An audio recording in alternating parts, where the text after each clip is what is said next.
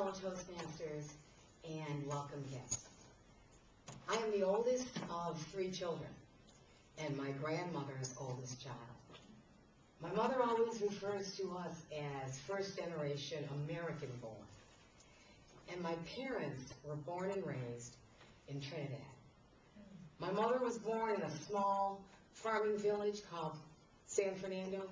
My father was born in a manufacturing community called Point Fortin. And for the first 5 years of my life, they sent me to live with my grandmother in San Fernando. Wendy, when you're doing the laundry, girl, bring the laundry in. Wendy, I'm telling your mommy and your daddy, you know. I'm telling them, your mommy, she stay in the books, man.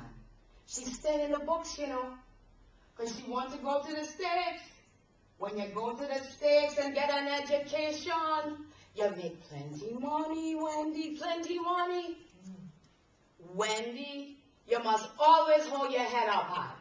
We going downtown. We going downtown, and we don't care what people say about us. You know, Miss Commission, I have 10 children, Wendy. Your mommy, my oldest child of 10. We going downtown, and we're going to stop by Miss Commission's house. She let me do handiwork for her, and she let me sew all her clothes. And sometimes there's a little bit of material left over, you know, Wendy, and she don't know that I keep it. I make all your mother's bras, your mommy bras, I make every bra she wear. So shame in the school, but I don't care. It's honest day's work, Wendy, for honest day's pay. And your grandfather, he run all over the town. And all the women in the town, I know they talking about me. But guess what, Wendy? They are the outside women, and they better know their place. They better know their place. I am the inside woman. That's the voice of my grandmother May, who turned 94, May 13th of this year.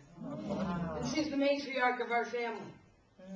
My father's mother, Hilly was a little different, but Hilly was also a woman to be reckoned with.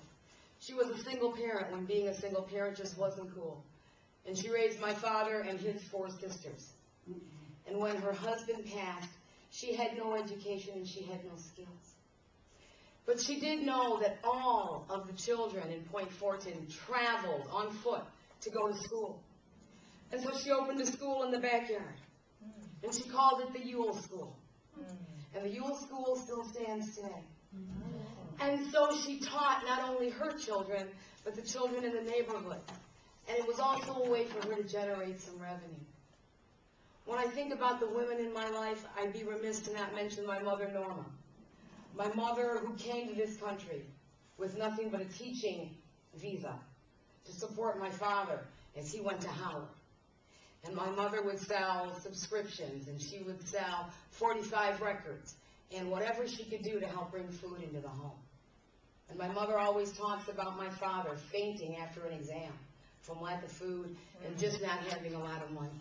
And she tells me, Wendy, this was before affirmative action. This was in 1964. This was before affirmative action. Louise Bennett, who is my only daughter's grandmother, her paternal grandmother, Louise is another woman in my life. And Louise is also a widow and someone who's taught me how to be a good mother. She taught me to love my daughter and to always keep the lines of communication open. She taught me that if I didn't give her the attention and love she needs, she would find love in all the wrong places. And now Louise is a breast cancer survivor, and we are just so grateful to have had her in our lives. Lastly is my daughter Kyle, who's 16, and she's a junior this year. And she has been my greatest gift and my greatest teacher. She taught me about unconditional love, and that being a mother is about more than just giving birth. She's taught me that I don't know everything, and that just as I'm her mother, I'm also somebody's daughter. My daughter teaches me the importance of being able to listen sometimes and keep what I want to myself. and to honestly hear what she wants. This one's for the girls, for the women in my life, for May, who taught me that pride and dignity and class are not about money, and that you can be poor and still have dignity, and still have pride, and still have class. It's for Hilly, who taught me about being resourceful, and that you can make something out of nothing, and that God will help you. Yes. It's for my mom, Norma, who did the best she could with what she had. And she's taught me about forgiveness and acceptance, and how to believe in myself, in spite of what other people say. And for Louise, who showed me that Kyle is truly my greatest gift, and that God has entrusted her with me for me to guide her and nurture her. And lastly, for my daughter Kyle, who has taught me so much about living in her short 16 years. And I just hope that she knows that this one's for the girls.